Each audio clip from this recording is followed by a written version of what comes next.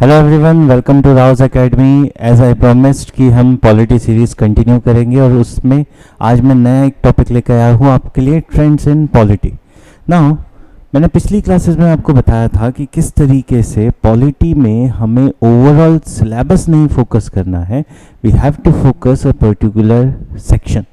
और वो particular section इसलिए फोकस करना है क्योंकि वहाँ से कंटिन्यूसली क्वेश्चंस पूछे जा रहे हैं।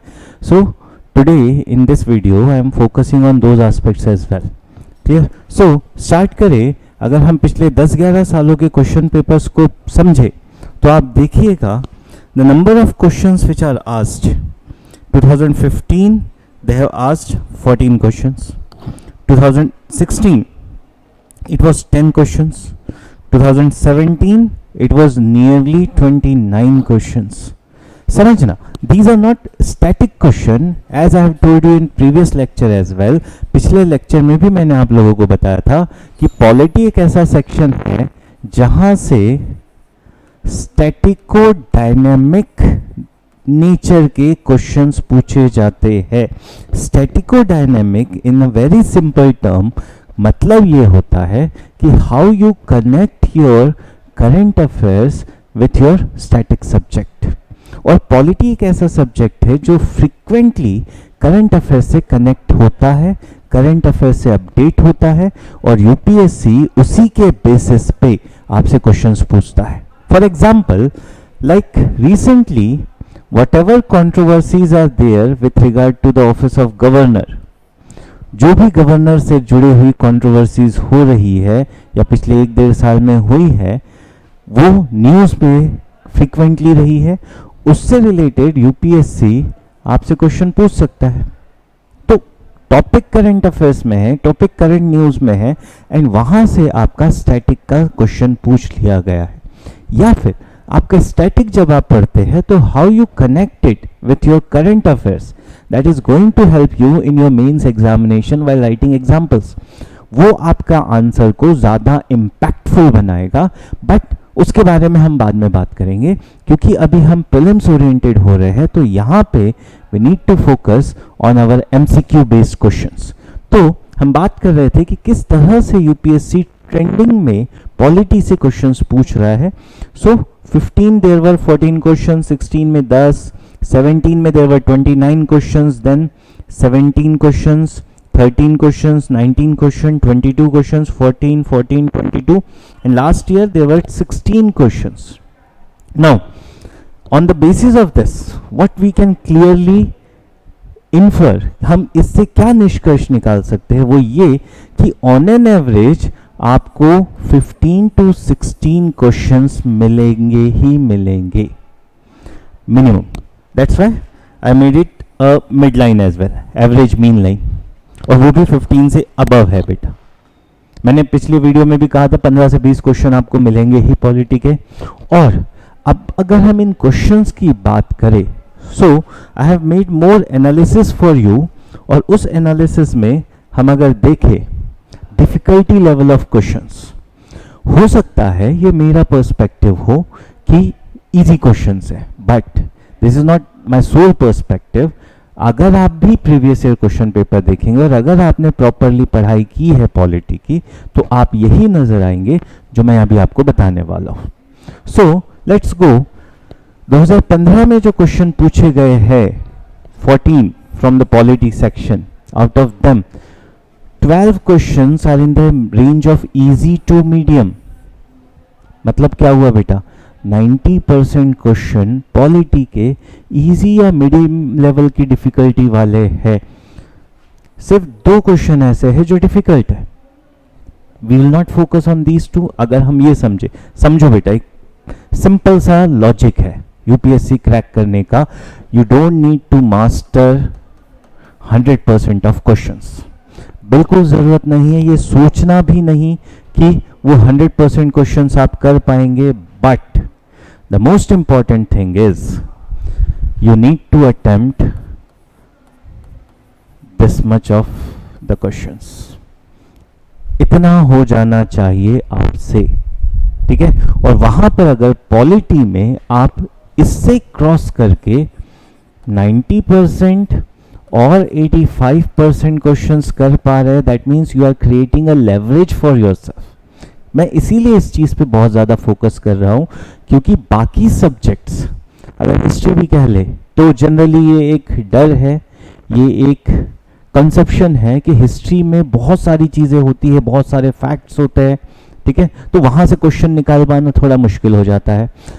करंट अफेयर्स बहुत ज़्यादा डायनेमिक है, वहाँ से क्वेश्चंस निकालना बहुत ज़्यादा मुश्किल होता है। तो वहाँ पे अगर आपको पॉलिटी ऑन एन एवरेज मान ले 13 क्वेश्चंस दे रहा है, आप निकाल पा रहे हो, तो वो आपके लिए कैडेड एडवांटेज हो रहा है। और अगर यहाँ पे आप 50-60% कहोगे, सारे क्वेश्चन 50-60% हो जाए, तो आप अपने लिए डिजास्टर क्रिएट कर रहे हैं बेटा, टू बी वेरी ऑनेस्ट, ठीक है। Now going into this, in 2015 out of 14 questions 12 questions were easy to medium range, 2 question he difficulty level है।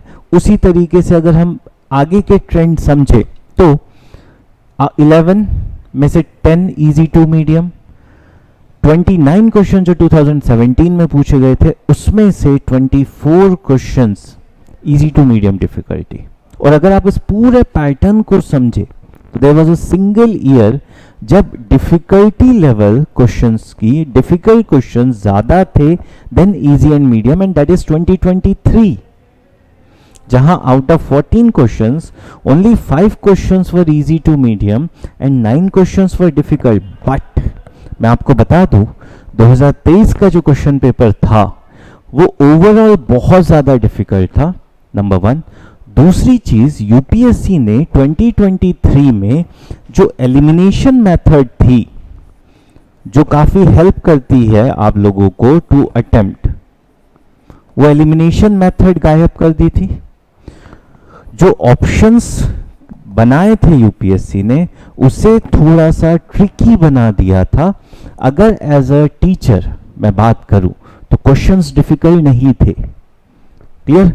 डिफिकल्ट ये था कि उन क्वेश्चन से और ऑप्शंस जिस तरह के यूपीएससी ने दे रखे थे उससे आंसर डिराइव करना थोड़ा सा मुश्किल था, clear. So we need to understand this, so that is one exemption, ठीक है, जो हम कंसीडर कर सकते हैं कि हाँ इस पूरे ट्रेंड में एक थोड़ा सा एक्सेप्शनल कॉज हो गया है इस तरीके से। बट ओवरऑल आप देख लीजिए आपको इजी टू मीडियम क्वेश्चन ही नजर आएंगे as compare to difficult ones, clear. सो हमें समझना होगा, हमें यूपीएससी को स्ट्रैटेजिकली क्लियर करना होगा, और उस स्ट्रैटेजिकली क्लियर करने के लिए जैसा मैंने पिछले लेक्चर में कहा था कि आपको प्रॉपरली अपने सेगमेंट्स डिसाइड करने होंगे। क्या सेगमेंट्स है, कहाँ आपका स्ट्रॉन्ग होल्ड है, कहाँ से फ्रीक्वेंटली क्वेश्चन पूछे जा रहे हैं, हम उस सेक्शन को ज़्यादा फोकस करें, वहाँ पे हमें ज़्यादा ध्यान देने की ज़रूरत है, clear. So I hope this much is clear कि क्या करना है, कैसे करना है। Polity is not a big task, ठीक है। नाउ अगर हम सेक्शन वाइज देखें कि किन सेक्शन से ज़्यादा क्वेश्चन आते हैं, मैंने लास्ट वीडियो में भी आपको बताया था कि these are the major themes, clear. Important themes आपको बताई थी। अब उसी इंपॉर्टेंट थीम्स में हम क्वेश्चंस देख लेते हैं कितने क्वेश्चन यूपीएससी पूछ रहा है।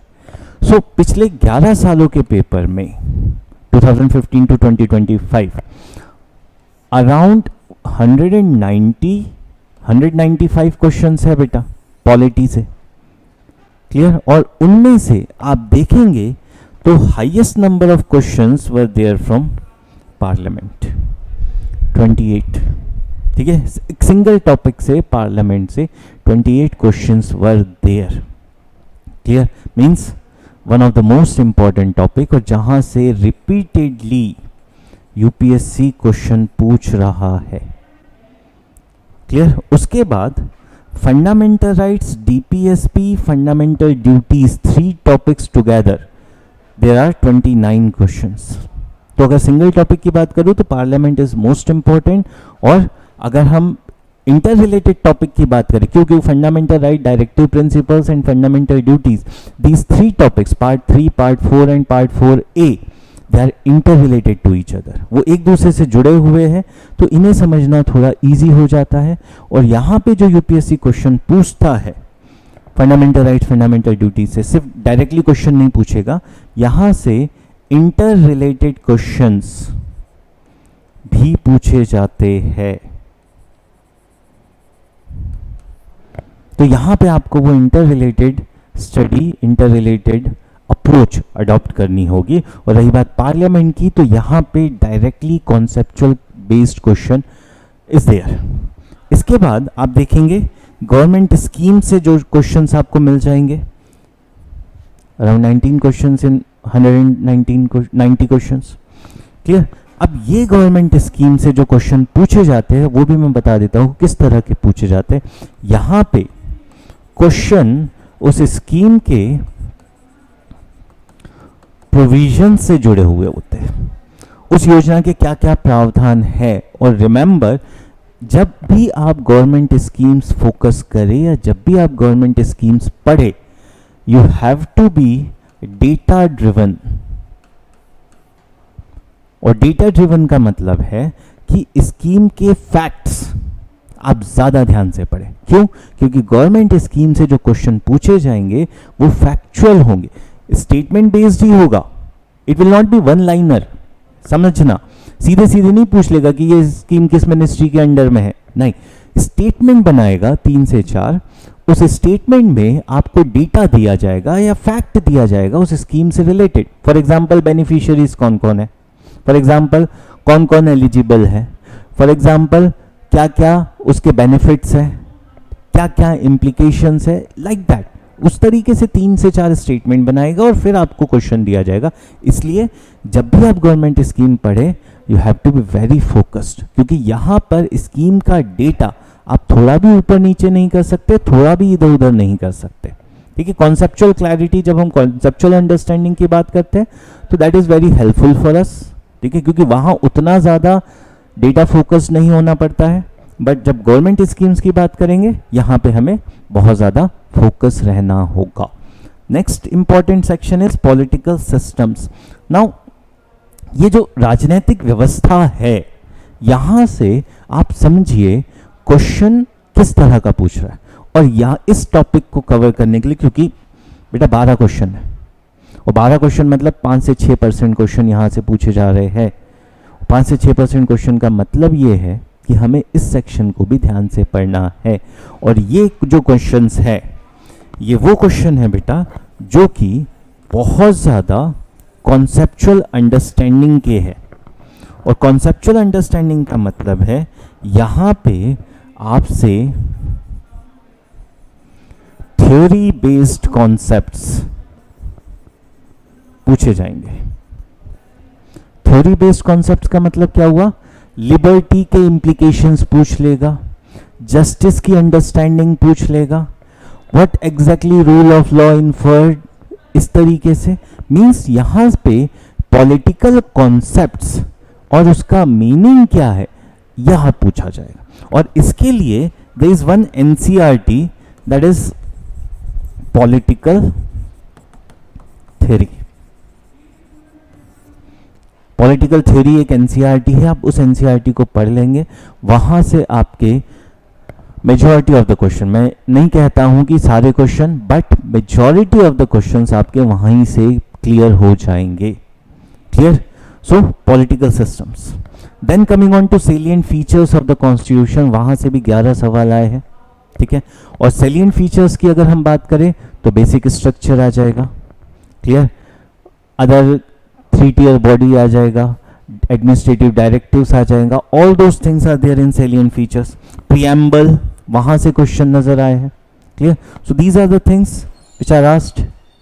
क्लियर? इसके बाद एग्जीक्यूटिव से वी विल गेट 10 क्वेश्चंस। ठीक है? लगभग 10 सवाल एग्जीक्यूटिव से भी पूछे गए हैं। Judiciary, another important aspect. Amendments attracted 8 questions. Preamble, specifically अगर प्रीएम्बल, सिर्फ प्रीएम्बल बात करें along with salient features, so there are 6 questions from preamble as well. ठीक है? वो इसीलिए प्रीएम्बल से क्वेश्चन, क्योंकि करंट अफेयर्स में प्रीएम्बल न्यूज में रहता है। क्यों रहता है? क्योंकि प्रीएम्बल से कुछ वर्ड एडिशन और डिलीशन की फ्रीक्वेंटली बात होती है, और प्रीएम्बल यूज होता है इंटरप्रिटेशन ऑफ कॉन्स्टिट्यूशन में भी। इसीलिए प्रियम्बल से स्पेसिफिकली भी क्वेश्चन देखे गए हैं। Then come centre state relations, वहां से भी क्वेश्चन है। लोकल गवर्नमेंट की जब हम बात करते हैं तो समझना बेटा, या तो डायरेक्टली 73rd और 74th अमेंडमेंट से क्वेश्चन पूछा जाएगा उसके प्रोविजन से, या फिर इसे कनेक्ट करेगा 5th और 6th शेड्यूल से। And when it connects with 5th and 6th schedule, you have to also look into the PESA act, panchayat extension to scheduled areas act. So major themes, उसके बाद elections, और फिर मैं कह रहा हूं, मैं लास्ट ईयर भी कहा था और इलेक्शन से क्वेश्चंस थे, इस बार फिर कह रहा हूं, इलेक्शंस फ्रीक्वेंटली न्यूज में रहता है, इलेक्शन कमीशन न्यूज में रहता है, जिसकी वजह से we need to focus on this.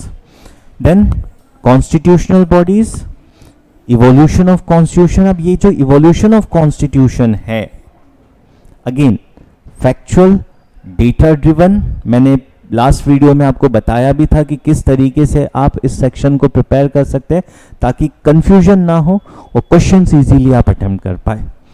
Clear? And then there are small topics, emergency, state legislature, citizenship, governance. अब सिटीजनशिप देखें, there is only one question, और वो भी इसलिए क्योंकि लॉ बना था 2019 में, related with citizenship amendment act आया था, जिसकी वजह से वो क्वेश्चन नजर आता है।